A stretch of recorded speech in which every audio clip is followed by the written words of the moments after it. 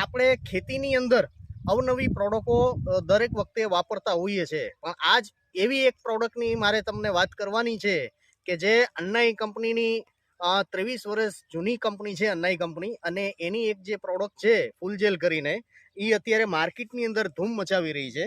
તો આપણી આ જે ફૂલ જેલ પ્રોડક્ટ છે એ આપણા એક ખતીલા એવા ખેડૂત મિત્રે વાપરેલી છે. તો એમને આ પ્રોડક્ટના કેવા રિઝલ્ટ મળ્યા છે અને એમને શું ફાયદો થયો છે, બીજા ખેડૂત મિત્રોને આપણે આ પ્રોડક્ટ વપરાવી જોઈએ કે ન વપરાવી જોઈએ એનો આપણે અભિપ્રાય લઈએ અને દરેક ખેડૂતો સુધી પહોંચાડીએ, જેથી કરીને ખેડૂતોનું હિત અને રક્ષણ બંને જળવાઈ રહે અને ખેડૂતો સુધી સારામાં સારી પ્રોડક્ટ હાથમાં પહોંચે અને એમનું રક્ષણ થાય એ ઉદ્દેશ્ય સાથે. તો વિપુલભાઈ, એક તો તમારો પૂરેપૂરો પરિચય આપજો. મારું નામ સોરાણી વિપુલભાઈ જસમતભાઈ, બરાબર, ગામ જીવાપર, તાલુકો ચોટીલા, જિલ્લો સુરેન્દ્રનગર. વેરી ગુડ, સરસ. તમારા એક મોબાઈલ નંબર?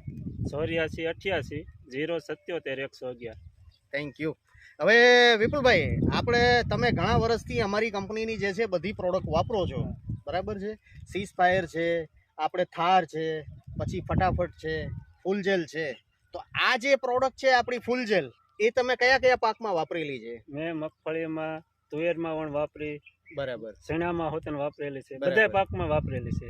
તો આ પ્રોડક્ટ વિશે તમારું શું કહેવાનું થાય છે? ના, પ્રોડક્ટ વાપરવી જરૂરી છે. વાપરવી જરૂરી છે. કઈ રીતે વાપરવી જરૂરી છે? શું ફાયદો થાય છે આમાં?